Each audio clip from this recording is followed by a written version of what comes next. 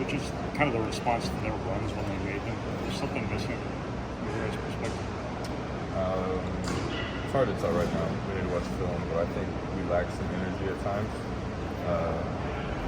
Whatever it could have been, I think we were off page with each other. We weren't connected 24/7 like we usually are. But it's nothing.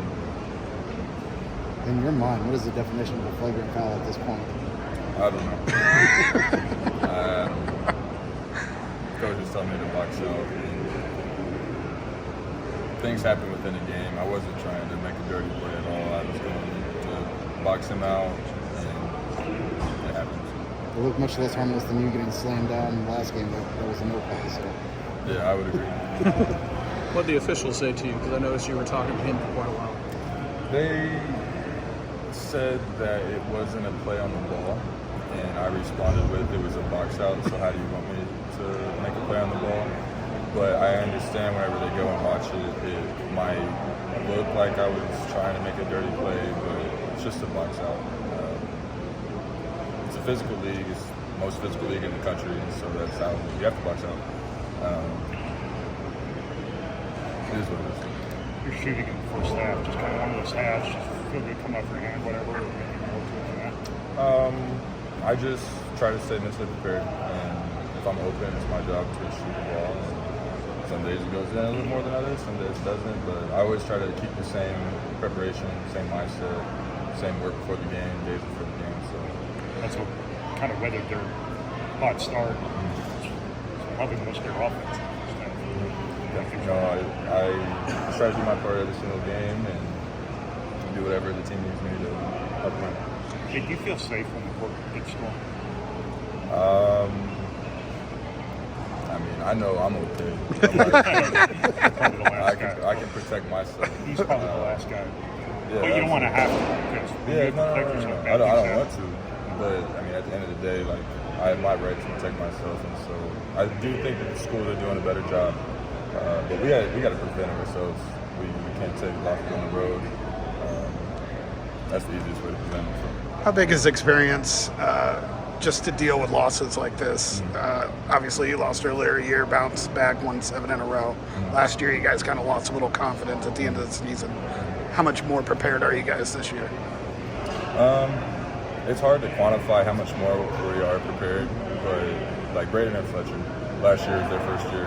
They have a full season under their belt, and so like in the locker room after the game, we understand that the Big Ten isn't technically lost with 2 losses. Last year, I'm pretty sure we had 5, and so this year, all we got to do now is move on to the next game, move on to the next practice, prepare for, I believe, Mid-State is the next game Saturday, and so that's all we can do now. We can't forget about this game. We got to learn from it, move on, and be better next year. Lynn said that there were times where he did everything he could to stop Tommy Nugget.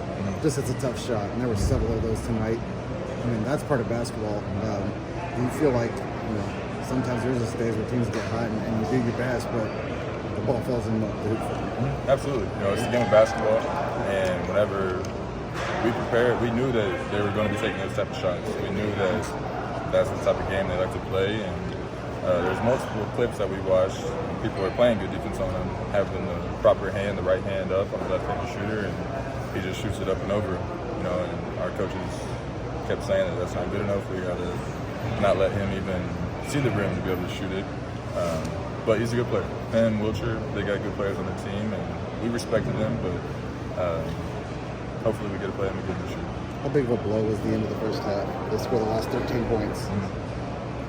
It seemed like you never could it definitely was tough, but we have an experienced team. I think we need to do a little better job of weathering their runs, slowing down, making sure we get the proper shot each possession whenever they're going on those runs, not letting the crowd kind of affect us. I don't think the crowd affected us too much today, but at times it definitely got to us. It's just moving on to the next play. We're all really good players. Everybody understands that. The coaches understand that. And this loss is not the end of the world. We've taken losses before and we've bounced back before. So that's what we have to do now. Asking you about a problem here to run. Do you feel like when you guys struggle, like turnovers always in the middle of it?